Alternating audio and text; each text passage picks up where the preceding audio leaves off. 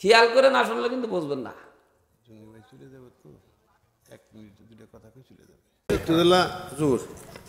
আপনার সাথে বিয়াদবি করলাম মনে করেন। উপস্থিত এলাকাবাসী, আমি দুঃখ প্রকাশ করছি, ক্ষমা প্রার্থনা করছি এই কারণে যে ওয়াজ শুরু হয়েছে, তারপরেও ওয়াজ বন্ধ করে আমি কথা বলার জন্য আপনাদের সামনে আসছি।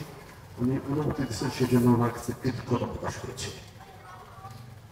সাথী ভাই বোনেরা, আপনারা জানেন আমরা একটা রাজনৈতিক দলের সঙ্গে সম্পৃক্ত। আমাদের আরো কমপক্ষে আরো দুটো জায়গায় যেতে হবে। এমন অবস্থায় সময় দিতে পারছি না দেখে আপনার কাছে লজ্জিত। আসছি, আপনারা আমাকে চেনেন। আমার এখানে উপস্থিত আছে মহানগর বিএনপির সদস্য সচিব গোলাম মোস্তফা, এখানে আছেন এই ৬ নম্বর ওয়ার্ডের সেক্রেটারি সাধারণ সম্পাদক, সে তো আপনাদের সেক্রেটারি, এই পাঁচলের সেক্রেটারি। এখানে আছে আমার এক মহানগরের আরেক সদস্য প্রিন্স সহ অন্যান্য উপস্থিতবৃন্দ। আপনাদের কাছে আমি একটা মেসেজ দিই, সে যেমন ওয়াজ করতেছে আপনার আল্লাহ রাসূলের। তবে ওই দিনে আমি বয়ান করতে গেছি আলফাডাঙ্গা মধুমতি নদীর একেবারে কিনারায় কুলে। ওইখানে আমার সাথে বক্তা ছিল আবু জাফর যশোরী হুজুর, মারা গেছে। আবু জাফর যশোরী হুজুর আর আমি এক স্টেজে বয়ান করে এক বিল্ডিং এর মধ্যে শোয়া। রাত 3:30টার দিকে, 3:30 থেকে 4টার দিকে ভূমিকম্প শুরু হয়েছে। মুফতি আবু জাফর ভাই দৌড় দিয়ে বাহির হয়েছে, কয় ভাই তাড়াতাড়ি বিল্ডিং থেকে বাহির হন। কে ভাই? কয় ভূমিকম্প হইতেছে। তখন আরো 2-3 জন উলামা একরাম আমাদের সঙ্গে ছিল। ভূমিকম্প হইয়া কিছুক্ষণ পরে যখন থাইমা গেছে, আমরা বললাম এই বাংলাদেশের সবচাইতে বড় ভূমিকম্প প্রায় 1 মিনিট। এমন সময় আল্লাহু তাআলা ভূমিকম্প দিয়েছেন, বাংলাদেশের কোথাও কোনো ক্ষতি হয় নাই। সেই সময়টা ছিল এমন একটা সময়, সারা বাংলাদেশের সমস্ত হেফজখানার ছাত্ররা, সমস্ত হাফেজেরা তখন আল্লাহর সঙ্গে কথা বলতেছিল। এরকম একটা মার্কাজ, এরকম একটা জান্নাতি বাগান আপনাদের মহল্লায় সংগঠিত হয়েছে। আপনারা এটার দাতা, আপনারা এটা দেখেন, আপনারা এইটা পালেন।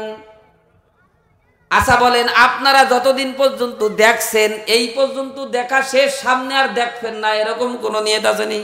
এই পাশে আপনাদের এলাকার এই সাইড আছে গজারিয়া, যেখানে সাধুর মেলা হয়। কি হয়? আপনারা হয়তো কেউ দেখছেন সাধুর মেলা। কিসের মেলা?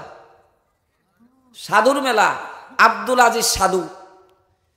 এই সাধুর মেলায় সেদিনকে আমি ওইখান দিয়ে গেছিলাম রাত্রেবেলা। আরে মানুষ, গাড়ি রাত্রে তখন 10:30 11টা বাজে, মোটর সাইকেল, পুরা রাস্তা জ্যাম, যাওয়ার কোনো সিস্টেম নাই। আমি বললাম এখানে হয় কি? এখানে মেলা হইতেছে। কি হয়? মেলা হয়।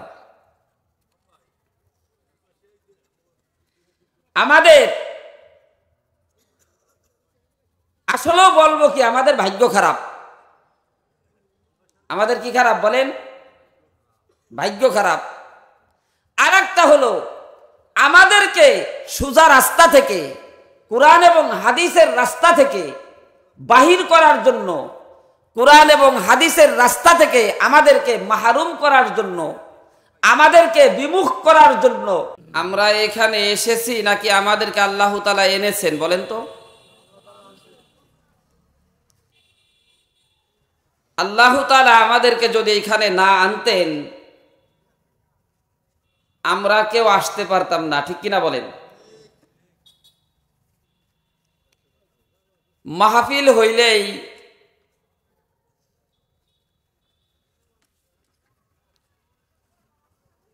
দোকান হয়। কি হয় বলেন?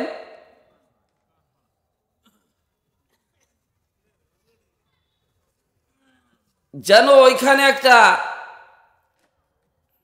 আনন্দ উল্লাস আর হাসি ঠাট্টার বাজার মিলে যায়।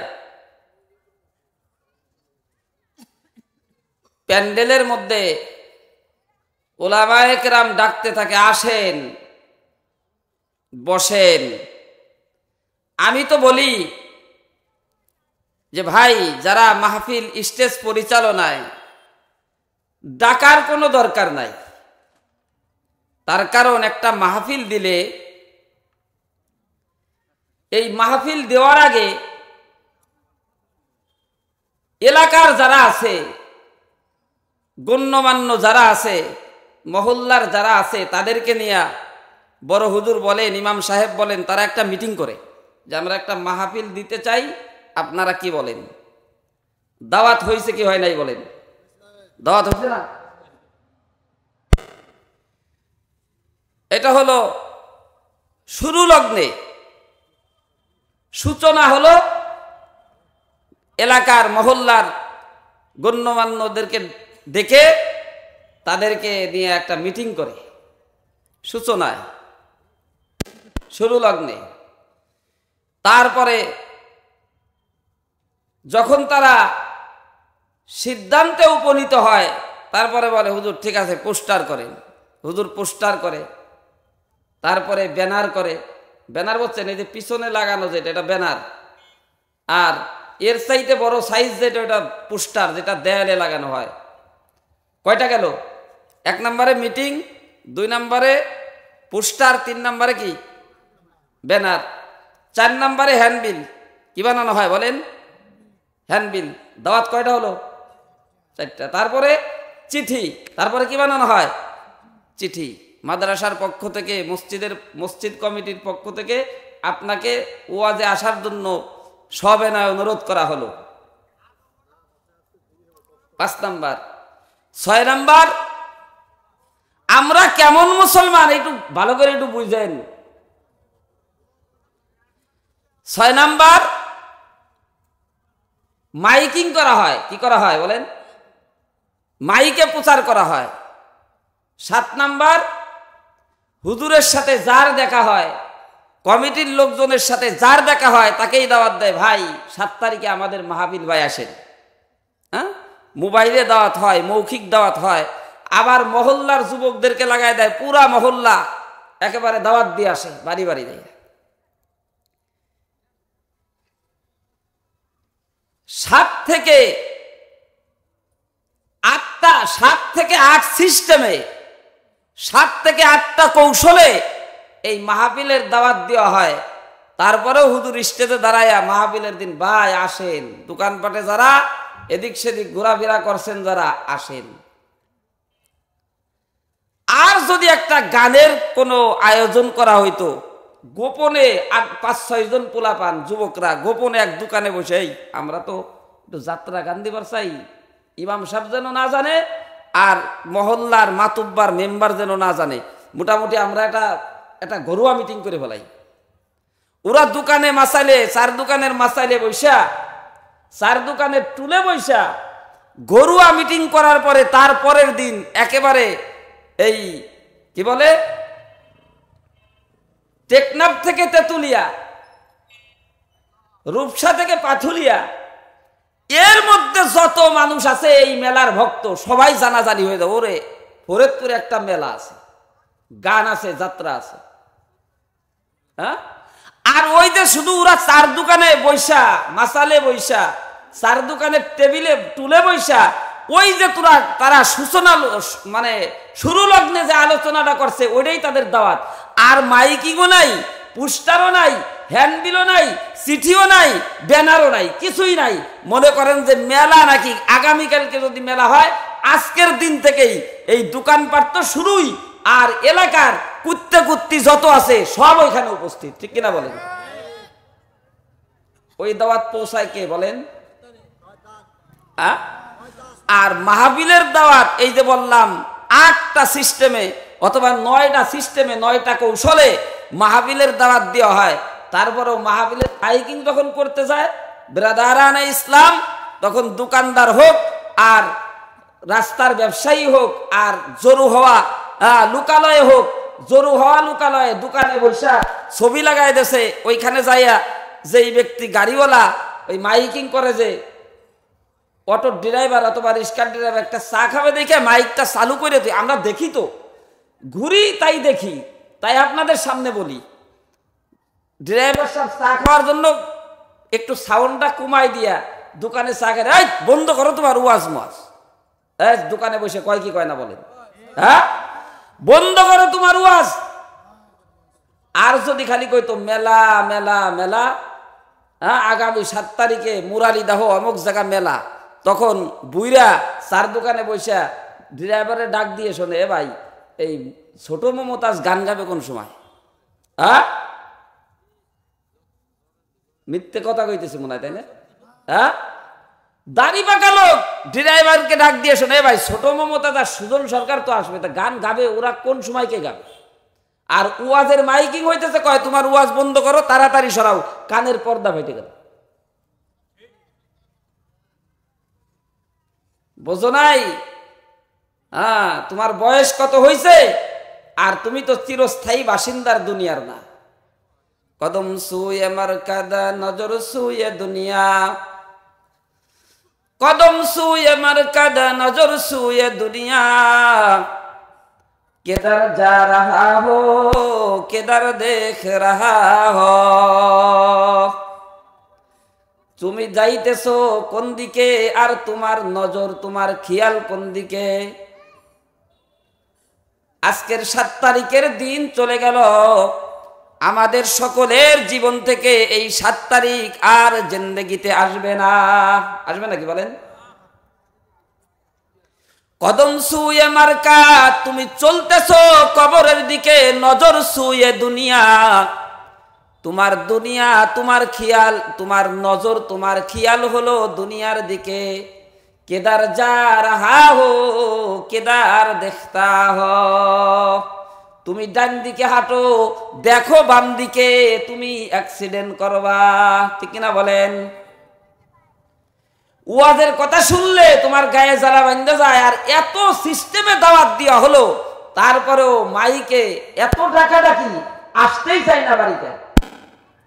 আর মেলা আর গান দুনিয়ার চাকচিক্য কোনো অনুষ্ঠান যদি হইতো, ওরে বাবা এখানে মনে করেন যে জায়গা হইতো না। এই পাশে আপনাদের এলাকার এই সাইড আছে গজারিয়া, যেখানে সাধুর মেলা হয়। কি হয় আপনারা হয়তো কেউ দেখছেন, সাধুর মেলা। কিসের মেলা? সাধুর মেলা। আব্দুল আজিজ সাধু, এই সাধুর মেলায় সেদিনকে আমি ওইখান দিয়ে গেছিলাম রাত্রেবেলা। আরে মানুষ গাড়ি রাত্রে তখন 10:30 11টা বাজে, মোটর সাইকেল পুরা রাস্তা জ্যাম, যাওয়ার কোনো সিস্টেম নাই। আমি বললাম এখানে হয় কি? কয়খানে মেলা হইতেছে। কি হয়? মেলা হয়। আমাদের আসলেও বলবো কি, আমাদের ভাগ্য খারাপ। আমাদের কি খারাপ বলেন? ভাগ্য খারাপ। আর একটা হলো, আমাদেরকে সোজা রাস্তা থেকে, কোরআন এবং হাদিসের রাস্তা থেকে বাহির করার জন্য, কোরআন এবং হাদিসের রাস্তা থেকে আমাদেরকে মাহরুম করার জন্য, আমাদেরকে বিমুখ করার জন্য চক্রান্ত চলতেছে। কোথার থেকে আপনারা কেউ বলতে পারেন? এদিকে তাকান, মেহমানরা আসছে, আলহামদুলিল্লাহ বসবে। আমরা মুসলমান যারা আছি, আমাদেরকে কোরআন থেকে, হাদিস থেকে, ইসলাম থেকে বিমুখ করার জন্য, পথভ্রষ্ট করার জন্য একটা দল, ওরা রাত দিন 24 ঘন্টা তারা মেহনত করে যাইতেছে কিভাবে মুসলমানদেরকে পথভ্রষ্ট করা যায়। তারা কারা? আমি আয়াত তিলাওয়াত করছি, প্রথমেই ভূমিকা বাদ দিয়া আমি আয়াত তিলাওয়াত করছি, আয়াতের উপরে কিছু আলোচনা করব। মহান আল্লাহ তাআলা বলেন, ইয়া আইয়ুহাল্লাযীনা আমানু লা তাত্তাখিযুল ইয়াহুদা ওয়ান নাসারা আউলিয়া মিন দুনিল মুমিনিন।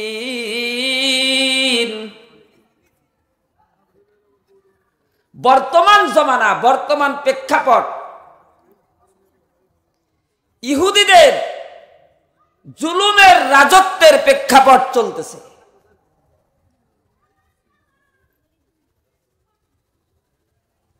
আচ্ছা, আপনাদের কাছে আমি জিজ্ঞাসা করি, আমি কেবলই বললাম কথাটা, আপনারা কেউ বলতে পারেন নাকি বর্তমান প্রেক্ষাপট কিসের প্রেক্ষাপট চলতেছে? আপনারা কেউ বলতে পারেন? ইহুদিদের জুলুমের রাজত্বের প্রেক্ষাপট চলতেছে। এখন কোন হুজুর, আমরা শুধু আপনাদের মুখ থেকে শুনি ইহুদি, এই ইহুদি কারা? ইয়াহুদি, এই ইয়াহুদি কারা? আপনারা হুজুর একটু ভালো করে বুঝায় দেন।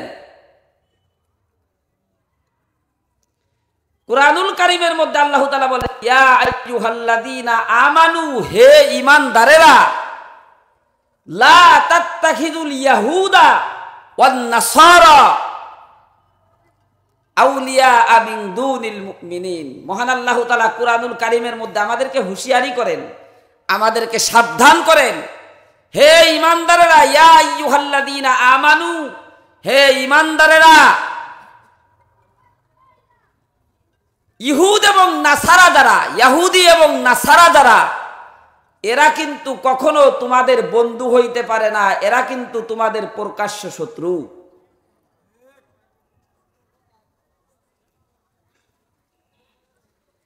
আপনারা কিছুদিন আগে বাংলাদেশ না সারা বিশ্বে একটা ঝড় উঠে গেছিল।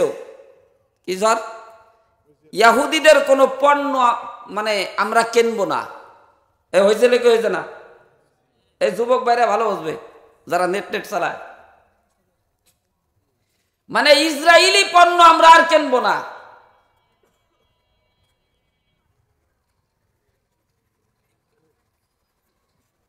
এই যে ফিলিস্তিন, এই যে ফিলিস্তিন, যেখানে ইসরায়েল ওরা একটা রাষ্ট্র গঠন করছে, নাম দেশে ইসরায়েল। ইহুদিরা একটা রাষ্ট্র গঠন করছে, সেই রাষ্ট্রের নাম দেশে কি বলেন? ইসরায়েল। কিন্তু ওইটা কিন্তু ইসরায়েল কোনো রাষ্ট্র, ইসরায়েল কোনো আপনার মহল্লা, পাড়া, জেলা, থানা কোনো কিছুই ছিল না। ওইটার নাম হলো ফিলিস্তিন। ওইটার নাম কি বলেন? ফিলিস্তিন। এই ইহুদিরা এই ফিলিস্তিনে আশ্রিত হইয়া, আশ্রিত বোঝেন আরবি শব্দ, আশ্রিত হইয়া মানে আশ্রয় নেছে।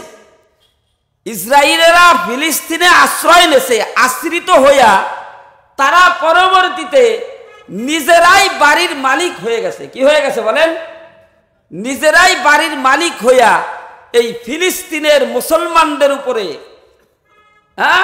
বর্বর নির্যাতন করতেছে, মুসলমানদেরকে মারতেছে, মুসলমানদের উপরে জুলুম আর অত্যাচার এরকম ভাবে চালায়েই যাইতেছে।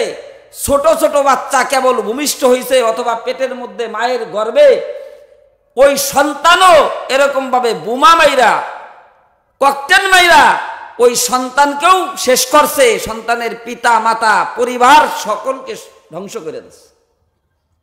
ওরা কিন্তু ওইখানের প্রকৃত বাসিন্দার না, বসতি না, ওরা আশ্রিত হইয়া ওইখানে ফিলিস্তিনে আসছে।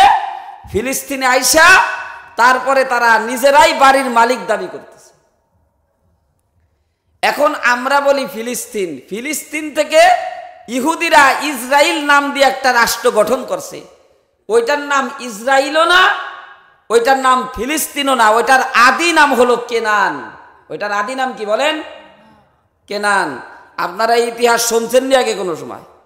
ওইটার আদি নাম হলো কেনান।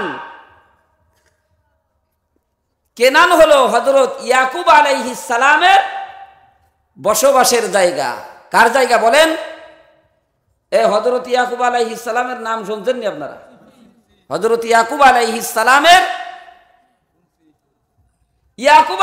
সালামের বসবাসের জায়গা হলো কেনানে। কে মুরব্বীরা তো আগে গজল শুনছেন, ইয়াকুব নবী বাস করিতেন কেনানে, শোনেন না মুরব্বীরা? শোনেন? হ্যাঁ, মনে করাই দিলাম আর কি। ওইটার আদি নাম, আসল নাম হলো কেনান। ইয়াকুব আলাইহিস সালামের বসবাসের জায়গা। তারপরে নাম হলো ফিলিস্তিন। আর ইহুদিরা ওইখানে আশ্রয় নিয়ে নিজেরা আবার রাষ্ট্র গঠন করছে, নাম দেশে ইসরাইল।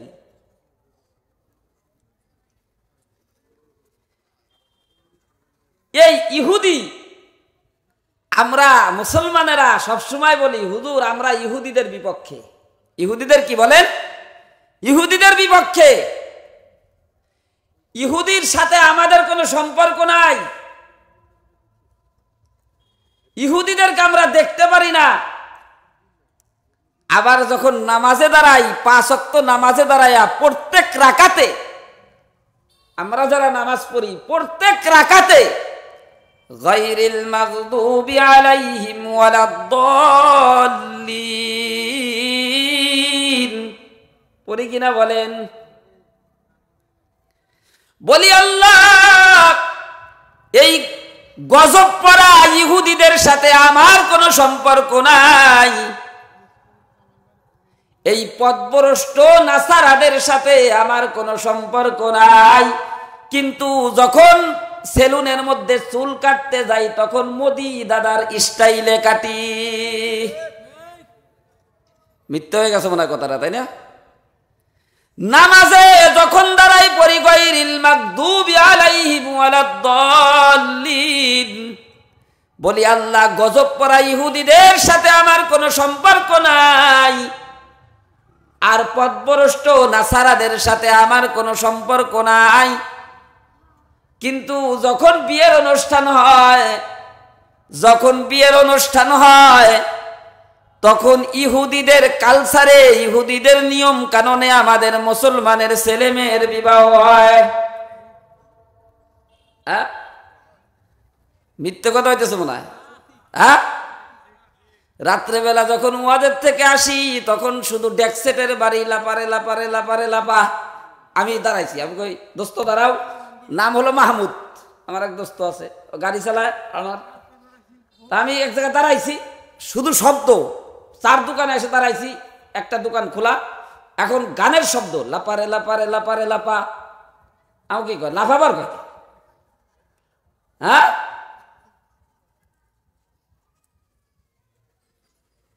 গান বাজতেছে। পরে দোকানদারের কাছে ভাই ওই জায়গায় লাফাবার করতেছে যে কি ঘটনাটা কি? কলে ওদের বাড়ি বিয়ে ভাই কালকে, হুজুর কালকে বাড়ি বিয়া। ও এই যুবক যুবতী যারা আছো, বিবাহ সবাই তো বিবাহ করবে, ঠিক কিনা বলেন?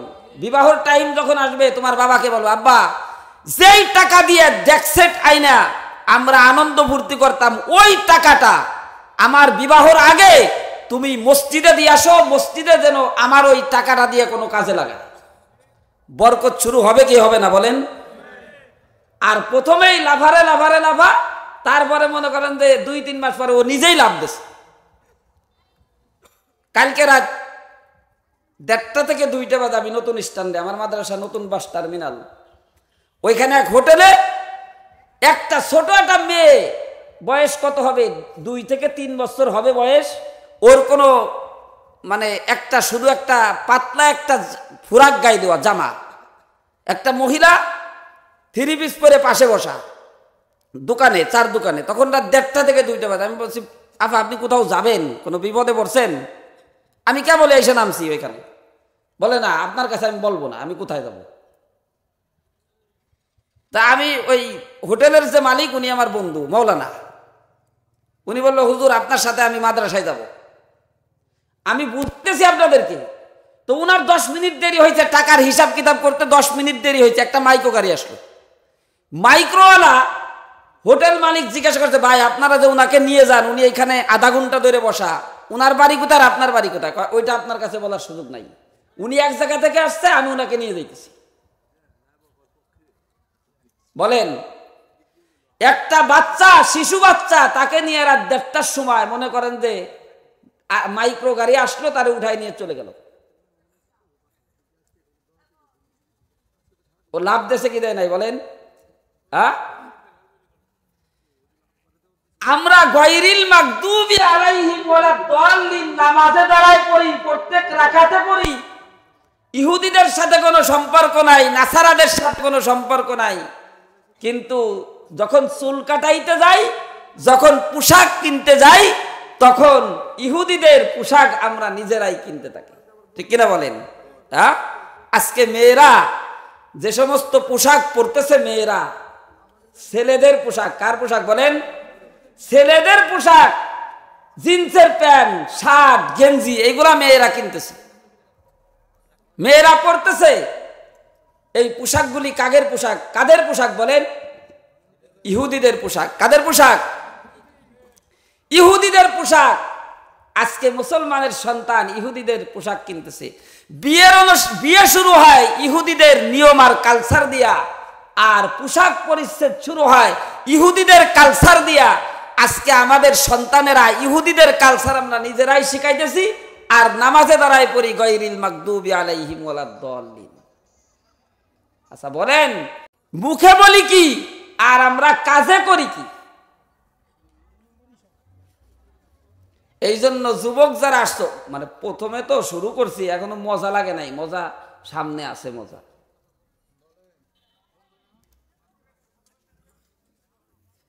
এখন ইহুদি বুঝার আগে, আপনারা ভালো করে বুঝতেছেন না, ইহুদি বুঝার আগে ইহুদি কারা এটা বুঝার আগে আপনাদের বুঝতে হবে বনি ইসরাইল। এই নাম শুনছেন না আপনারা কোনোদিন? বনি ইসরাইল নাম শুনছেন না? সূরার কুরআনুল কারীমের মধ্যে একটা সূরায় আল্লাহ তাআলা নাজিল করছে বনি ইসরাইল। কি সূরা বলেন? বনি ইসরাইল। কুরআনুল কারীমের মধ্যে আর একটা সূরা আছে, সূরার নাম হলো সূরায়ে বাকারা। কি নাম বলেন? সূরায়ে বাকারা। এই সূরা বাকারাটা কোন পারায় অবস্থিত কেউ বলতে পারেন? কোন পারায়? কুরআনুল কারীমের প্রথম পারায়, 1 নাম্বার পারায়। কুরআনুল কারীমের সবচাইতে বড় সূরার নাম সূরায়ে বাকারা। এই সূরা বাকারাকে বাকারা বলে আল্লাহ তাআলা বাকারা দিয়ে নাজিল করলো কেন? এই ঘটনা আল্লাহ তাআলা কুরআনুল কারীমের মধ্যে নাজিল করেছেন, তথা বনি ইসরাইলদের ব্যাপারে নাজিল করেছেন। এই ঘটনাটা বললে আপনারা বুঝবেন যে ইহুদিদের চক্রান্ত আর ইহুদিদের পরিকল্পনা, তাদের জল্পনা কল্পনা মুসলমানের ব্যাপারে কি। ঘটনাটা কি আপনারা শুনবেন? আপনাদের প্রথমে বুঝতে হবে, এতক্ষণ আমি বলছি ইহুদি ইহুদি, আপনারা কেউ বোঝেন নাই, আমি আপনাদেরকে বুঝাই দিতেছি। ইহুদি বুঝার আগে বুঝতে হবে বনি ইসরাইল। বনি ইসরাইল, বনি আদম, একটা শব্দ আছে বনি আদম। বনি আদম বলতে আমরা কি বুঝি, আপনারা কি বোঝেন বলেন? বনি আদম বলতে আপনারা কি বোঝেন? আরে কথা বলতে হবে। আদমের সন্তান। কার সন্তান বলেন? আদমের সন্তান। আমি জানি না আপনারা এই আলোচনা অন্য কোথাও শুনছেন কিনা, আমার জানা নাই। বনি আদম মানে আদমের সন্তান। আর এই যে বনি ইসরাইলের কথা বললাম, বনি ইসরাইল মানে ইসরাইলের সন্তান। এখন ইসরাইল কে? আপনারা কি কেউ বলতে পারেন যে হুজুর ইসরাইল কে? কেউ বলতে পারবেন? এখানে উলামায়ে কেরাম যারা আছেন, যারা বয়ান শোনেন, তাদের মধ্য থেকে কেউ বলতে পারবেন না বনি ইসরাইল কে? বনি আদম মানে আদমের সন্তান। আমরা বুঝি আমরা সবাই আদমের সন্তান, কিন্তু বনি ইসরাইল ইসরাইলের সন্তান। এই ইসরাইল কে? আপনারা কি কেউ বলতে পারেন ইসরাইল কে? ইয়াকুব আলাইহিস সালামের দ্বিতীয় নাম হলো ইসরাইল। কি নাম বলেন? কার নাম? কিছুক্ষণ আগে ইয়াকুব আলাইহিস সালামের নাম বলছি, আপনাদের মুখস্থ নাই। ইয়াকুব আলাইহিস সালামের দ্বিতীয় নাম হলো ইসরাইল। এটা আমাদের জানা থাকা দরকার। আজকে না জানার কারণে আজকে ইহুদ নাসারারা আমাদের মাথার উপরে কাঁঠাল ভেঙে খায়। কথা কি বুঝতে পারছেন? ইম্পর্টেন্ট, গুরুত্বপূর্ণ একটা বিষয়। বনি আদম মানে আদমের সন্তান, আর বনি ইসরাইল শুধু নাম। কুরআনুল কারীমে সূরাও আল্লাহ নাযিল করছে বনি ইসরাইল, কিন্তু বনি ইসরাইলকে আপনারা আমরা মুসলমান যারা কেউ বলতে পারলাম না। বনি ইসরাইল মানে ইসরাইলের সন্তান। এখন ইসরাইলকে, ইসরাইল হলো ইয়াকুব আলাইহিস সালামের দ্বিতীয় নাম। এটা হিব্রু ভাষা। কি ভাষা বলেন? হিব্রু ভাষা। ইসরা শব্দের অর্থ হলো আব্দুল্লাহ। ইসরা শব্দের অর্থ কি বলেন?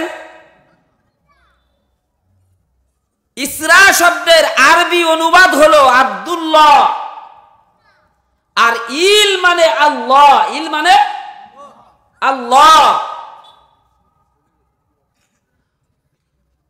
বুখারী শরীফের দ্বিতীয় খণ্ডে কিতাবুত তাফসীরের মধ্যে ইমাম বুখারী রহমাতুল্লাহ আলাইহি লেখেন, জাবরুন ওয়া সারাবুন ওয়া মিকুন ইলুন আল্লাহ। ইসরা শব্দের অর্থ কি বলেন? আব্দুল্লাহ। ইসরা শব্দের অর্থ কি? আব্দুল্লাহ। আর ইল শব্দের অর্থ হলো আল্লাহ।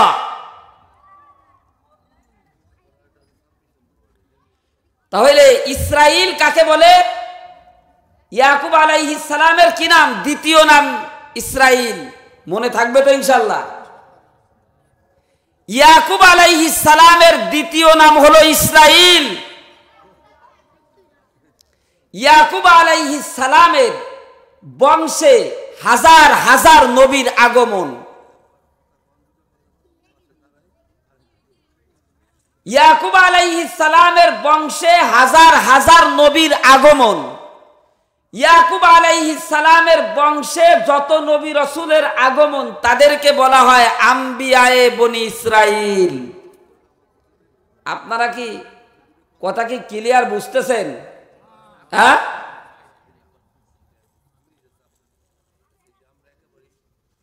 ইয়াকুব আলাইহিস সালামের বংশে হাজার হাজার নবীর আগমন। যত নবী ইয়াকুব আলাইহিস সালামের বংশে আসছেন তাদেরকে বলা হয় আম্বিয়ায়ে বনি ইসরাইল। এই হাজার হাজার নবীদের মধ্যে তিনজন হলো প্রসিদ্ধ। তিনজন নবী প্রসিদ্ধ। তার এক নাম্বারের জনের নাম হলো মুসা আলাইহিস সালাম। কি নাম? মুসা আলাইহিস সালাম। আর একজনের নাম হযরত দাউদ আলাইহিস সালাম। আর একজনের নাম হযরত ঈসা আলাইহিস সালাম। আপনারা কি নাম শুনছেন এদের? এটা হযরত ইয়াকুব আলাইহিস সালামের বংশে আসছেন। এদেরকে বলা হয় আম্বিয়ায়ে বনি ইসরাইল। খেয়াল করে না শুনলে কিন্তু বুঝবেন না। চলে যাবে তো, 1 মিনিট দুটো কথা কই চলে যাবে। একটু সময় চান সবার কাছে।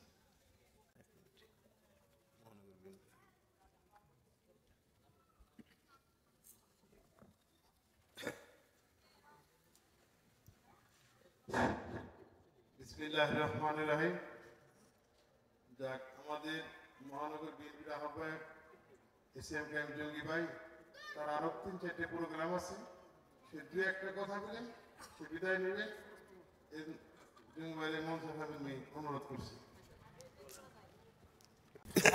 একটু দিলা জোর আপনার সাথে বিয়াদবি করলাম কিছু মনে করেন না। উপস্থিত এলাকাবাসী, আমি দুঃখ প্রকাশ করছি, ক্ষমা প্রার্থনা করছি এই কারণে যে ওয়াজ শুরু হয়েছে, তারপরেও ওয়াজ বন্ধ করে আমি কথা বলার জন্য আপনাদের সামনে আসছি। উনি অনুমতি দিচ্ছেন, সেই জন্য ওনার কাছে কৃতজ্ঞতা প্রকাশ করছি। সাথী ভাই বোনেরা, আপনারা জানেন আমরা একটা রাজনৈতিক দলের সঙ্গে সম্পৃক্ত। আমাদের আরো খুব পক্ষে আরো 2টে জায়গায় যেতে হবে। এমন অবস্থায় সময় দিতে পারছি না দেখে আপনাদের কাছে লজ্জিত। আসছি, আপনারা আমাকে চেনেন। আমার এখানে উপস্থিত আছে মহানগর বিএনপির সদস্য সচিব গোলাম মোস্তফা, এখানে আছেন এই 6 নম্বর ওয়ার্ডের সেক্রেটারি সাধারণ সম্পাদক, সে তো আপনাদের সেক্রেটারি, এই 5 সেক্রেটারি। এখানে আছে আমার এক মহানগর আরেক সদস্য প্রিন্স সহ অন্যান্য প্রসঙ্গবৃন্দ। আপনাদের কাছে আমি একটা মেসেজ দিয়ে সে যেমন ওয়াজ করতেছে আপনার আল্লাহ রাসূলের কথা তুলে ধরছে। আমরা মুসলমান, আমরা বিশ্বাস করি এই কাজে সকলের সহযোগিতা করা দরকার। খুব সুন্দরভাবে বয়ান শুনতেছিলাম, কিন্তু অনিচ্ছাকৃত আমি এখানে দাঁড়িয়ে কথা বলতে হচ্ছে না। আর আমরা আসছি, আপনারা ফরিদপুরের সকলেই চেনেন চৌধুরী কামাল বিসু, যিনি আমাদের নেতা ছিলেন, এখন তার কর্মে ফরিদপুরের এমন কোনো জায়গা নাই যেখানে তার উন্নয়নের ছোঁয়া ছিল না। তার কাছে মানুষ গেলে কখনো ক্ষতিগ্রস্ত হয়ে লজ্জিত হয়ে আসে। কোনো কাজ নিয়ে গেলে যতদূর সম্ভব সে অত্যন্ত আন্তরিকতার সাথে আমাদের এই অঞ্চলের সকলের মানুষের কাজ করেছে। সে বিভিন্ন এলাকায় কর্ম করেছে। এমন কোনো মসজিদ মাদ্রাসা নাই যেখানে তার হাতের দেওয়া কোনো ছোঁয়া নাই, উন্নয়নের কোনো ছোঁয়া নাই। এমন একটি মসজিদ মাদ্রাসা নাই, এটা আমার জানার অবস্থা আছে। নতুন যদি হয়ে থাকে সেটা ভিন্ন কথা। উনি মৃত্যুর পরে ওনার জীবিত অবস্থায়, মন্ত্রী থাকাকালীন অবস্থায় সেমনভাবে করেছে। আজকে আমাদের ফরিদপুরে এমন কোনো নেতা নাই যে তার কাছে যে আমরা যেমন আশ্রয় পাইছি, এমন কোন নেতা এখনো তৈরি হয় নাই যে তার কাছে আশ্রয় পাব। তারই সুযোগ্য সন্তান আমাদের চৌধুরী নায়েব ইসু ফরিদপুরে, উনি আমাদের ব্রডকাস্ট হিসেবে, আমাদের নেতা হিসেবে আপনাদের সকলের কাছে ইতিমধ্যেই পরিচিতি লাভ করেছেন। তিনি এই আমাদের তো বিএনপির পক্ষ থেকে আগামী যে সংসদ নির্বাচন হবে সেই নির্বাচনে তিনি ফরিদপুর 3 আসন থেকে প্রতিদ্বন্দ্বিতা করবেন। ইনশাআল্লাহ তাকেই ধানের শীষ মার্কা দেবেন। এখন চৌধুরী কামাল বিসু সাহেবের প্রয়াত হওয়ার পরে আমরা যেমন একটা আশ্রয় করছিলাম, সেই মানুষটি চৌধুরী নায়েব ইসু, সেই আশ্রয়কে আমরা আরো লালন পালন করবো আমাদের ভোটের মধ্য দিয়ে। তাকে আমাদের প্রতিনিধি হিসেবে নির্বাচিত করবো, যাতে চৌধুরী কামাল বিসু সাহেবের পাশাপাশি আর একটা নেতৃত্ব সৃষ্টি হয়। তার কাছে আমরা সুখে দুঃখে সকল কাজে আসতে পারি। যেমন এই মাহফিলে তার পক্ষ থেকে আমরা আপনাদের কাছে এই দাওয়াত দিচ্ছি যে উনি ওনার মা অসুস্থ, সেই কারণে উনি আসতে পারবেন। ওনার আসার ইচ্ছা ছিল, আসতে পারেন না দেখেই দুঃখ প্রকাশ করছে এবং আপনাদের সাথে সহযোগিতা করার জন্য আমাদেরকে এখানে পাঠিয়েছে। আমরা আপনারা উনি ওনার মায়ের জন্য দোয়া করছেন, আমরা আপনাদেরকে অনুরোধ করি আপনারা সকলে দোয়া করবেন। মঞ্চ হুজুর আছে, তাকে অনুরোধ করছি দোয়া করবেন, আল্লাহ তাকে সুস্থ করেন এবং আমাদের নেত্রী খালেদা জিয়ার জন্য আপনারা দোয়া করবেন যাতে উনি সুস্থ হয়ে দেশে ফিরতে পারেন। এই দেশের যে বর্তমান হাল, ভালো মানুষের দরকার, ভালো নেতার দরকার। তার সম্পর্কে আর বলতে চাবো না। আমরা বিশ্বাস করি আপনারা সকলে দোয়া করবেন।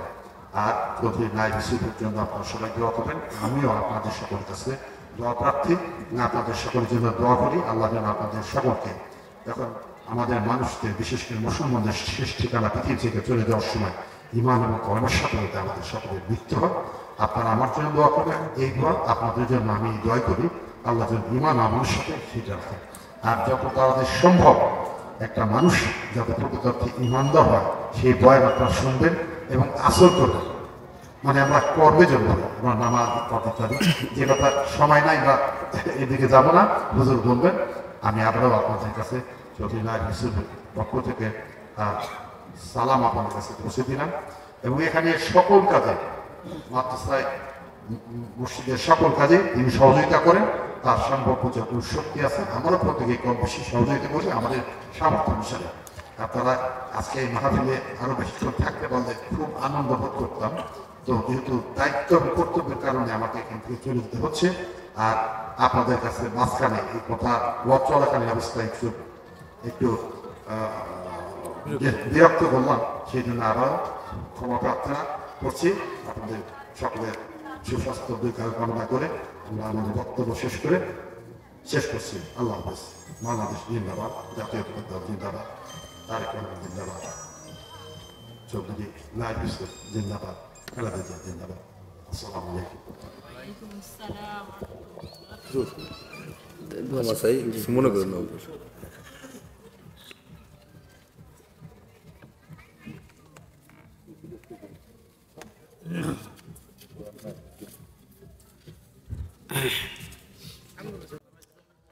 اللهم صل على محمد وعلى آل محمد। তাহলে বলতেছিলাম ইয়াকুব আলাইহিস সালামের দ্বিতীয় নাম কি বলেন? ইসরাইল। এখন আমরা শুধু নাম শুনি বনি ইসরাইল, বনি ইসরাইল। এখন ইসরাইলকে ইয়াকুব আলাইহিস সালামের কোন নাম বলেন? দ্বিতীয় নাম কি? ইসরাইল। উনার বংশে যত নবী রাসূলের আগমন এদেরকে বলা হয় আম্বিয়ায়ে বনি ইসরাইল। এদের মধ্যে প্রসিদ্ধ কয়জন, মানে নামওয়ালা কয়জন? 3 জন। কি কি নাম বলছিলাম? মুসা আলাইহিস সালাম, দাউদ আলাইহিস সালাম, ঈসা আলাইহিস সালাম। এরা 3 জন আসমানি কিতাবের হামিল। বোঝেন না মনে? এদের 3 জনের উপরে এরা 3 জনই আসমানি কিতাবের হামিল। মুসা আলাইহিস সালামের উপরে কোন কিতাব নাজিল হয়েছে? তাওরাত। দাউদ আলাইহিস সালামের উপরে জাবুর। ঈসা আলাইহিস সালামের উপরে ইনজিল। এখন এই যে আপনারা বুঝবেন ইহুদি, এতক্ষণ শুধু বলছি ইহুদি ইহুদি। ইহুদি কারা? মুসা আলাইহিস সালামের উম্মত যারা, মুসা আলাইহিস সালামের উম্মত যারা, তাদেরকে বলা হয় ইয়াহুদি। তাদেরকে কি বলা হয়? ইয়াহুদি। ঈসা আলাইহিস সালামের উম্মত যারা, তাদেরকে বলা হয় নাসারা বা খ্রিস্টান। আপনাদের কি ক্লিয়ার হয়েছে কথাটা? মুসা আলাইহিস সালামের উম্মত যারা, তাদেরকে বলা হয় ইহুদি। ঈসা আলাইহিস সালামের উম্মত যারা, অনুসারী যারা, তাদেরকে বলা হয় নাসারা বা খ্রিস্টান। এখন আপনারা বলেন আমাদের বর্তমান জমানায় ইহুদি আর নাসারা আছে না নাই? মুসা আলাইহিস সালামের উম্মত, তৎকালীন মুসা আলাইহিস সালামের উম্মত বনি ইসরাইল ইহুদি, তৎকালীনও তাদের যেই স্বভাব, বর্তমান জমানায়ও সেই ইহুদিদের সেই স্বভাব। ঈসা আলাইহিস সালামের উম্মত নাসারা তথা খ্রিস্টান বনি ইসরাইল ঈসা আলাইহিস সালামের জমানায়ও তাদের যেই স্বভাব, বর্তমান জমানায়ও তাদের সেই স্বভাব। এখন বলেন যে হুজুর ইহুদি বুঝলাম, নাসারা বুঝলাম, কিন্তু তাদের স্বভাবটা কি? এইটা একটু বলে। তাদের স্বভাব আমাদের জানার দরকার আছে না নাই? ইহুদিদের স্বভাব কি, নাসারাদের স্বভাব কি, এই স্বভাব আমাদের জানার দরকার আছে না নাই? তাদের স্বভাবের উপরে আমাদের লাথি মারার দরকার আছে না নাই? ইহুদ নাসারাদের 3 স্বভাব। কয় স্বভাব বলেন? 3 স্বভাব। 1 নাম্বার, এই ওয়াজ শুরু করলাম কেবল আর কি, গুনে গুনে ভালো করে স্মরণ করে যাবেন। আপনারা এই ওয়াজ শুনছেন নাকি কোনো জায়গা? হ্যাঁ, ভালো করে গুনেন। ইহুদ নাসারাদের স্বভাব কয়টা বলেন? 3টে। 1 নাম্বার হলো মিথ্যা কথা বলা। কি বলা? আমাদের ভিতরে আল্লাহ দিলে এই স্বভাব নাই, ঠিক কিনা বলেন? আরে নাই, মুরালি দাহ নাই, অন্য জায়গায় থাকলেও। ইহুদ নাসারাদের 1 নাম্বার স্বভাব কি বলেন? মিথ্যা কথা বলা। মিথ্যা কথার উপরে যদি নোবেল পাইতো তাহলে 1 নাম্বারে পাইতো ইহুদ আর নাসারারা। 2 নাম্বার স্বভাব ষড়যন্ত্র করা। কি করা? ষড়যন্ত্র করা। আমাদের ভিতরে এই স্বভাব নাই। আরে কসম খোদার নাই। আসেনি? আপনাদের এলাকায় আসেনি ষড়যন্ত্র করা? হ্যাঁ, কয় জমি, বাইরে জমি দেব নাকি? জমি দেব ওর মাথার উপরে, মাতুব্বার মেম্বার অমক তমকের কাছে যাইয়া এই কত কিছু কৌশল করে এটা ষড়যন্ত্র করতেছে, বুঝছেন না? জমি দেয়নি, নিয়ে যায়। আর 3 নাম্বার স্বভাব হলো মানুষ খুন করা। কি করা বলেন? মানুষ খুন করা। তার প্রমাণ হলো ফিলিস্তিন। হ্যাঁ, তার প্রমাণ কি বলেন? ফিলিস্তিন। মাসুম বাচ্চাদেরকে এমন ভাবে মারছে, মুরব্বীরা বুঝতেছে না। হুজুর এটা কি কোন আপনি? এ তো জীবনেও দেখিনি। মাসুম বাচ্চাদেরকে এমন নির্যাতন, অত্যাচার, এমন জুলুম করছে মাসুম বাচ্চাদের উপরে, এমন জুলুম করে তারা মারছে। এটা হলো তার প্রমাণ। তাহলে ইহুদ নাসারাদের স্বভাব কয়টা বলেন? তিনটা। এক নাম্বারটা কি? মিথ্যা কথা মুখস্থ করেন ওয়াজ। এক নাম্বার। 2 নাম্বার ষড়যন্ত্র করা। 3 নাম্বার মানুষ খুন করা। তারা মানুষ খুন করাকে এত ভালোবাসে, তারা এত মজা পায় যে তারা যত খুন হয়, যত মানুষ খুন হয়, তত তাদের আনন্দ আর উল্লাস বেড়ে যায়। কুরআনুল কারীমের মধ্যে সূরা বাকারাকে যে নাজিল, বাকারার মধ্যে যে গরুর ঘটনা আল্লাহ তাআলা দিয়েছেন, এই ঘটনাটা বললে, শুরুতেই বলছিলাম যে বলবো, আপনারা শুনবেননি, এই ঘটনাটা বললে আপনারা বুঝবেন যে ইহুদ নাসারাদের এই 3 স্বভাব এই ঘটনার মধ্যে আছে না নাই। মুসা আলাইহিস সালামের জমানার উম্মত বনি ইসরাইল, তাদের গোত্র ছিল কয়টা বলেন? কয় গোত্র? আরে দল, দল। আপনারা গোত্র বুঝতেছেন না? দল কয় দল? 2 দল। 1 নাম্বার দল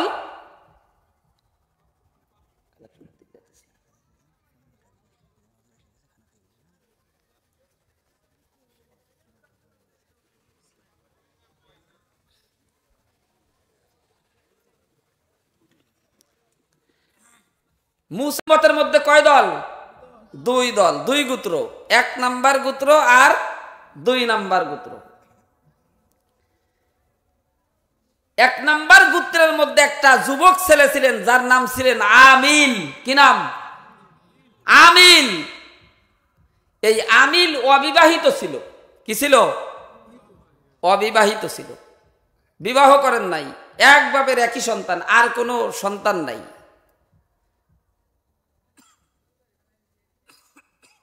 আর কোনো আত্মীয় স্বজন নাই, শুধু ছিল কয়েকজন চাস্তো ভাই। কি ভাই?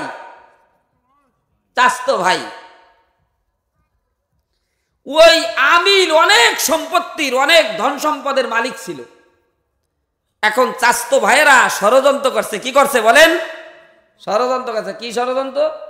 কয় আমিলের তো এই জায়গা জমি ধন সম্পত্তি খাওয়ার মতো আর কেউ নাই, তাই আমিলকে যদি আমরা মাইরে ফেলাইতে পারি। হ্যাঁ, প্রথমে ষড়যন্ত্র করছে, তারপরে কি করছে? খুন করছে। লাস্টে এসে মিথ্যা কথা কইছে। কিভাবে কইছে? যে আসতেছি আপনি। ষড়যন্ত্র করছে, ওকে মাইরে ফেলাই দেব। মাইরে ফেলাই দিলে ওর সমস্ত সম্পত্তির মালিক, ধন সম্পদের মালিক আমরা। কেননা আমরা পৈতৃক সম্পত্তি হিসাবে আমরা পাইয়ে যাব।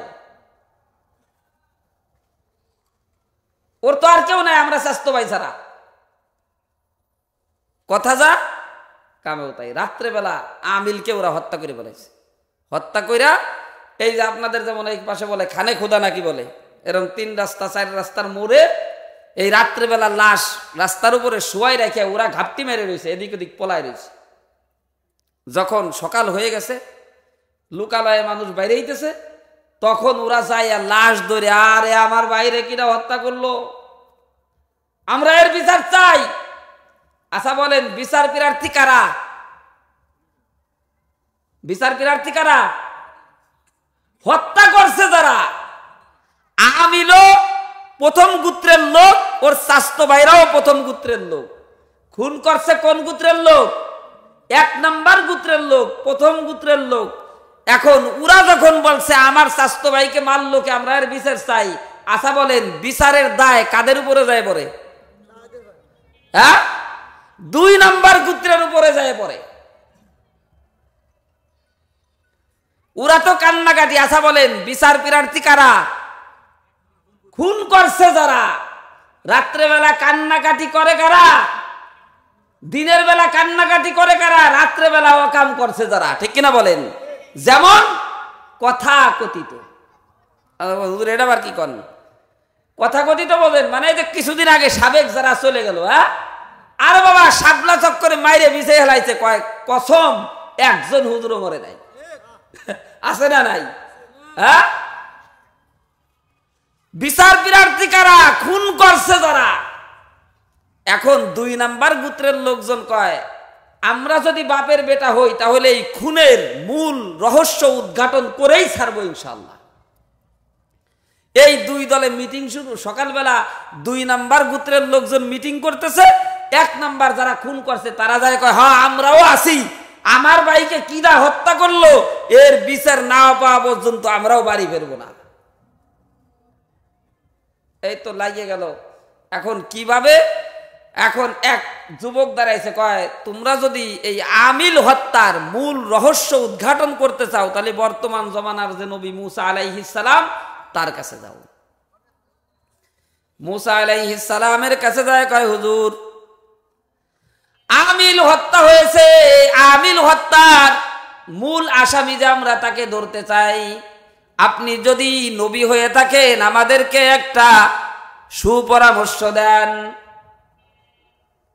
মুসা আলাইহিস সালাম বলে অবশ্যই সুপরামর্শ দেব, তবে আমি নিজের গাটি থেকে কিছু বলতে পারবো না, আমার রব আমার আল্লাহর সঙ্গে কথা বলে আমি দেখব আমার রব আমার আল্লাহ কি ফিনিশিং দেয়, কি সাজেশন দেয়। দ্বিতীয়বার আবার যায় বলে ও মুসা তুমি যদি সত্যই নবী হয়ে থাকো তাহলে আমাদের আমিলকে কে হত্যা করেছে তোমার কাছে এর বিচার দায়ের করেছি, তুমি এর মূল সমাধান তুমি দিবা, সঠিক সমাধান তুমি দিবা। মুসা আলাইহিস সালাম আল্লাহর সঙ্গে ধ্যানে বসে গেছে। নজর বর গাইবে বুদাস ইন্তজারে, নজর বর গাইবে বুদাস ইন্তজারে, জবাবে উ নানাই গুফতো না আরে। মুসা আলাইহিস সালাম আল্লাহর কাছে কয় আল্লাহ আমিল হত্যা হয়েছে, সমাধান তো আমার কাছে চাই, তুমি বলে দাও। আল্লাহ কয় ও মুসা বনি ইসরাইলদেরকে তুমি যদি কোনো সমাধান দিয়ে দাও ওরা মানবে না, কেন ওরা হলো কুল্লে বিয়াদব। ওরা কি বলেন? ওরা হলো কুল্লে বিয়াদব, ওদেরকে কোনো সমাধান তুমি দিলে মানবে না। ওদেরকে আমি সমাধান দিয়ে দিলাম, ওদেরকে একটা গরু জবাই করতে বলো। কি জবাই? এই যে গরুর ঘটনা শুরু, ওদেরকে গরু জবাই করতে বলো।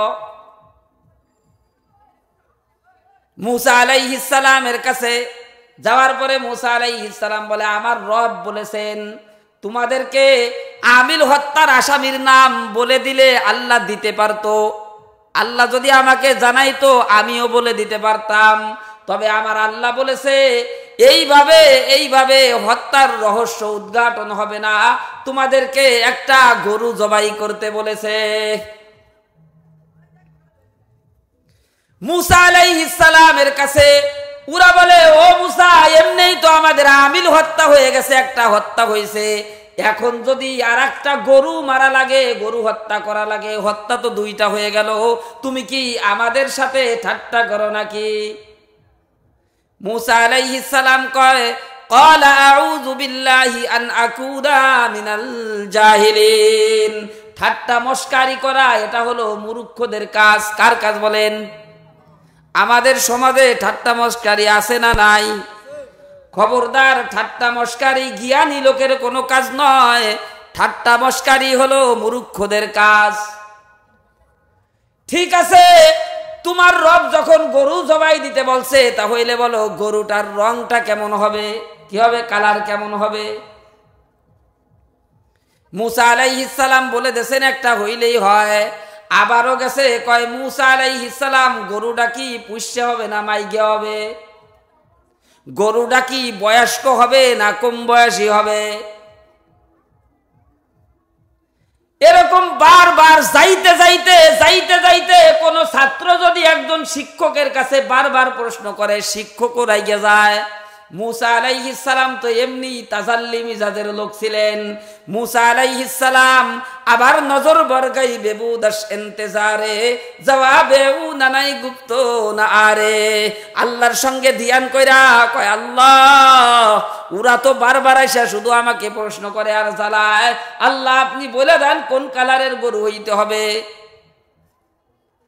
আল্লাহ তাআলা বলে দিলেন বাকারাতুন সাফরা, গরুর কালার বলে দিলেন গাঢ় ডিপ কালারের গরু, গাঢ় হলুদ ডিপ কালারের গরু হওয়া লাগবে। একটা হলো লাইট কালার আর একটা হলো ডিপ কালার, মানে গাঢ় কালার।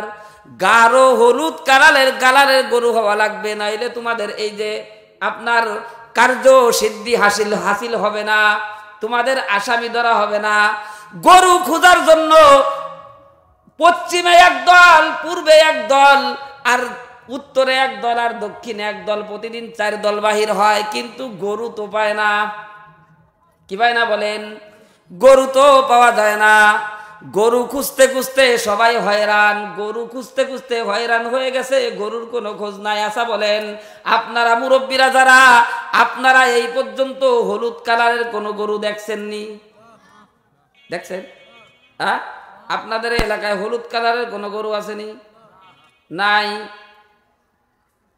মুসা আলাইহিস সালামের কাছে ওরা যখন আসছে, মুসা আলাইহিস সালাম যখন বলছে একটা গরু হইলেই হবে, একটা গরু জবাই দিলেই ওদের হয়ে যাইতো, যখন ওরা শুধু পেছানো শুরু করছে, কি শুরু করছে বলেন?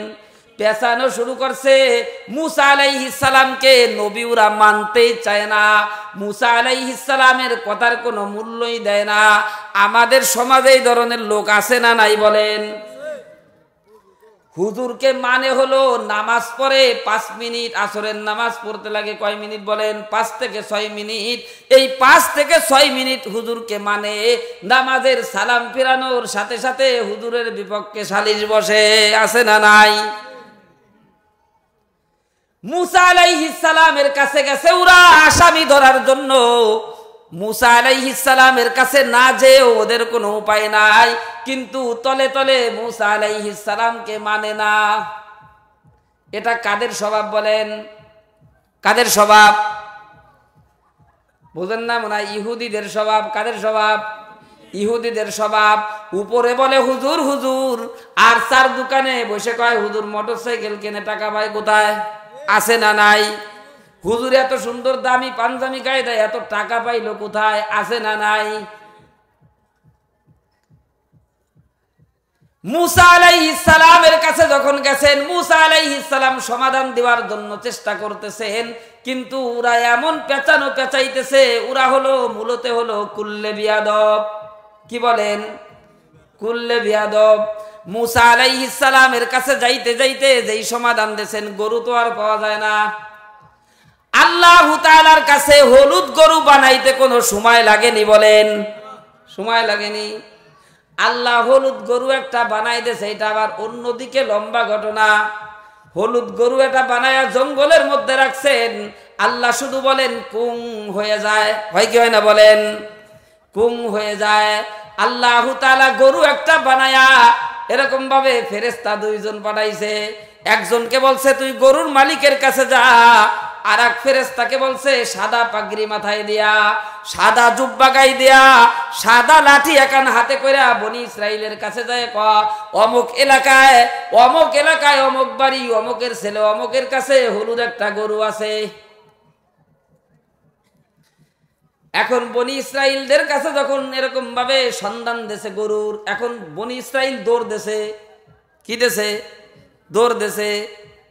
দৌড় দিলে মুরব্বী কয় এই যে তারা আগেই যাওয়া যাবে না, যদি ওইখানে যাইতে হয় মুরব্বীকে সাথে নিয়ে যাইতে হবে। কয় মুরব্বী কিডা? কয় মুসা আলাইহিস সালাম।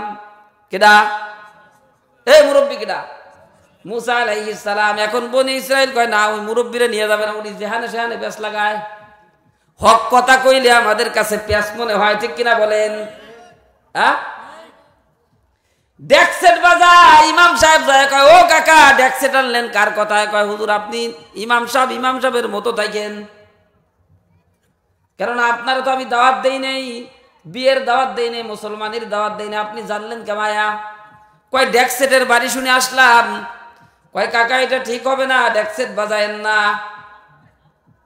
কয় এই হুজুর যেখানে সেখানে পেঁচ লাগায় আসা, ডেকসেট বাজাইতে বন্ধ করার কথা বলেছে, হক না না হক বলেন? কি কথা বলেন? হক কথা। মুসা আলাইহিস সালামকেও বনি ইসরাইলেরা নেবে না। আর মুরব্বী কয় যদি বনি মুসা আলাইহিস সালামকে না নাও, গরু কোথায় আছে আমি তোমাদেরকে এখনো কিন্তু মূল তথ্য দেই নাই, গরুর সন্ধান আমি পুরাটা ডিটেলস বলতে পারবো না। হ্যাঁ, শিক্ষা সফরে যায়, হুজুর একজনও নেয় না। কয় একজন হুজুর নিয়ে গেলি ভালো হতো না, একটু দোয়া টোয়া করতো। কয় তোর হুজুর দরকার নাই, ওখানে গেলি পারে আমরা যা করবানি এই হুজুর তার বিপক্ষে কথা কবে, ঠিক কিনা বলেন? হ্যাঁ, নেবে না। আমাদের সমাজের কাজে আমাদেরকে কোনো ব্যবহার হয় না। আমাদেরকে ব্যবহার হলো হুজুর মাদ্রাসা খালি পড়ান আর মসজিদে খালি নামাজ পড়ান, ঠিক কিনা বলেন? হ্যাঁ, মসজিদে নামাজ পড়ান আর মানুষ মরলে জানাজা পড়াবেন আর মিলাদ পড়াবেন আর মাদ্রাসায় পড়াবেন, এছাড়া আপনার কোনো কাজ নাই। কে হুজুররা কি সমাজ বোঝে না? আজকে আপনাদের এই সমাজ আমার কত ভালো লাগছে জানেন। আগেও আমি এসে এই দিকে মনে হয় 2 বার বয়ান করে গেছি আগে। আজকে এত ভালো লাগছে, আপনাদেরকে ধন্যবাদ জানাইতে হবে। জান্নাতের বাগান আপনাদের এলাকায়, মহল্লা। এটা কিসের বাগান? হ্যাঁ, জান্নাতের বাগান। আপনারা তো ঘুমান ল্যাপ মুড়ি দিয়া, রাত 3টের সময় ওঠে এই ছাত্ররা, ওইটা কি বলে? আর রহমান আল্লামাল কুরআন খলাকাল ইনসান। প্রথমে আর রহমান, মাঝখানে আল্লামাল কুরআন, 3 নম্বরে যায়া খলাকাল ইনসান। মানুষের আর আল্লাহর ভিতরে সম্পর্ক তৈরি করে দেওয়ার একমাত্র গ্রন্থ, একমাত্র বস্তু হলো আল কোরআন। এই জন্য আর রহমান সূরায় প্রথমে বলছে আর রহমান, মাঝখানে কোরআন, 3 নম্বরে যায়া খলাকাল ইনসান। তুমি তো ল্যাপ মুড়ি দিয়া ঘুমাও, তোমার মুরানি দাও এলাকায় এই নুরানি হাফজখানার মধ্যে ছাত্ররা উঠা ফজরের নামাজের 1 ঘন্টা আগে উঠা এরকম ভাবে কোরআন তিলাওয়াত করে।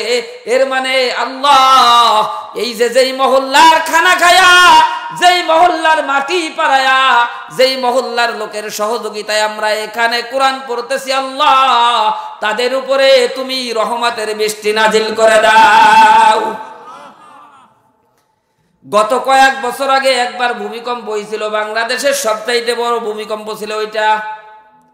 আমার স্মরণ নাই তারিখের কথা, সালের কথা স্মরণ নাই, তবে ওই দিনে আমি বয়ান করতে গেছি আলফাডাঙ্গা মধুমতি নদীর একেবারে কিনারায় কুলে। ওইখানে আমার সাথে বক্তা ছিল আবু জাফর যশোরী হুজুর, মারা গেছে। আবু জাফর যশোরী হুজুর আর আমি এক স্টেজে বয়ান করে এক বিল্ডিং এর মধ্যে শোয়া। রাত 3:30টার দিকে, 3:30 থেকে 4টার দিকে ভূমিকম্প শুরু হয়েছে। মুফতি আবু জাফর ভাই দৌড় দিয়ে বাহির হয়েছে, কয় ভাই তাড়াতাড়ি বিল্ডিং থেকে বাহির হন। কে ভাই? কয় ভূমিকম্প হইতেছে। তখন আরো 2-3 জন উলামা একরাম আমাদের সঙ্গে ছিল। ভূমিকম্প হইয়া কিছুক্ষণ পরে যখন থাইমা গেছে, আমরা বললাম এই বাংলাদেশের সবচাইতে বড় ভূমিকম্প প্রায় 1 মিনিট। এমন সময় আল্লাহু তাআলা ভূমিকম্প দিয়েছেন, বাংলাদেশের কোথাও কোনো ক্ষতি হয় নাই। সেই সময়টা ছিল এমন একটা সময়, সারা বাংলাদেশের সমস্ত হেফজখানার ছাত্ররা, সমস্ত হাফেজেরা তখন আল্লাহর সঙ্গে কথা বলতেছিল। এরকম একটা মার্কাজ, এরকম একটা জান্নাতি বাগান আপনাদের মহল্লায় গঠিত হয়েছে, সংগঠিত হয়েছে। আপনারা এটার দাতা, আপনারা এটা দেখেন, আপনারা এইটা পালেন। আচ্ছা বলেন, আপনারা যতদিন পর্যন্ত দেখছেন এই পর্যন্ত দেখা শেষ, সামনে আর দেখবেন না, এরকম কোন নিয়ত আসেনি? এই মাদ্রাসা আরো বড় হোক, এই মাদ্রাসায় হেফজখানায় অনেক ছাত্র হোক, 150-200 ছাত্র হোক, আপনারা চান কি চান না বলেন? আপনারা সবাই চান এইখানে ভোর রাত্রে রাত 3টের সময় থেকে কোরআনের তিলাওয়াত হোক, আপনারা চাননি বলেন? চান। ও মিয়া, আপনি কোরআন পড়তে জানেন না? কোরআন কার ভাষা বলেন? কার ভাষা? কোরআন কার ভাষা? কোরআন পড়া মানে আল্লাহর সঙ্গে কথা বলা। আপনার মোহাব্বতের লোকের সঙ্গে যখন আপনি মোবাইলে কথা বলেন, আপনার সামনে দিয়া কোনো লোক যদি হাইটে যায়, আপনি খেয়াল করেন না। একজন এসে কয় ভাই এইখান দিয়ে কি সবুর মিয়া গেছেনি? কয় না, আমি তো খেয়াল করিনি। কিন্তু সবুর মিয়া উনি মোবাইলে কথা কইতেছে, উনার চোখের সামনে দিয়ে সবুর মিয়া হাইটে গেছে। উনার ধ্যান কোন দিকে বলেন? উনার ধ্যান, উনার খেয়াল, উনার মস্তিষ্ক সব হলো সবুর মিয়ার দিকে। উনার চোখের সামনে দিয়া, চোখের আলোর সামনে দিয়া, নূরের সামনে দিয়া, জ্যোতির সামনে দিয়া সবুর মিয়া হাইটা গেছে। নিজের মোহাব্বতের লোকের সঙ্গে কথা বলার কারণে সবুর মিয়াকে সে পেরেন্টে ধরতে পারে নাই। এই যে কোরআন শরীফ পড়া মানে আল্লাহর সঙ্গে কথা বলা। আল্লাহ আমাদের ছোট বন্ধু না বড় বন্ধু বলেন? হ্যাঁ, আরে ছোট বড়র কোনো কথা নাই। আল্লাহ আমাদের সৃষ্টিকর্তা। আল্লাহ আমাদের কি বলেন? আমাদেরকে সৃষ্টি করেছেন কে বলেন? আল্লাহ। কোরআন পড়া মানে আল্লাহর সঙ্গে কথা বলা। আপনারা যারা কোরআন পড়তে পারেন না, আপনারা আল্লাহর সঙ্গে কথা বলতে পারেন না। আপনার আপন ছেলে ধরেন বাহিরে থাকে, আপনার ছেলের সঙ্গে যদি আপনি মোবাইলে কথা বলতে না পারেন, যদিও একটু ভিডিও কলে যদি একটু দেখতে না পারেন, আপনার কাছে খারাপ লাগবে কি লাগবে না বলেন? হ্যাঁ, বাড়ির সবাই কথা কয়, আপনারে কেউ দেয় না। আপনার কলিজা ভেটে যাবে কি যাবে না বলেন? হ্যাঁ, কিন্তু কোরআনের প্রত্যেকটা হরফের মধ্যে আল্লাহ ভাসে। কোরআনের প্রত্যেকটা হরফের মধ্যে আল্লাহ আছে না নাই? জবানে আরিমান বুরসি ওমান ফুরসি নমিদানাম আগার বুদে কে খুশবু সে জবান ইশবার দেহানে মান। কবি বলে আল্লাহ আমার ভাষা তো হিন্দি, আমার ভাষা তো ফার্সি। আল্লাহ যদি কোরআন শরীফ পড়তে জানতাম, কোরআনের ভাষা যদি জানতাম, তোমার জান্নাতি ভাষা, তোমার কোরআনের ভাষা, তোমার ভাষা যদি জানতাম, তোমার সঙ্গে আমি কথোপকথন করতাম, কতই না মজা হতো। আল্লাহর সঙ্গে আমরা যারা কথা বলতে পারি না, আমাদের মনের মধ্যে কষ্ট আছে না নাই বলেন? আছে, কষ্ট আছে। কিন্তু যেই ছাত্ররা আল্লাহর সঙ্গে কথা বলে, ওই ছাত্রদের ভালো শোয়ার ব্যবস্থা, থাকার ব্যবস্থা, ভালো পরিবেশ আমাদের করে দিতে হবে কি হবে না বলেন?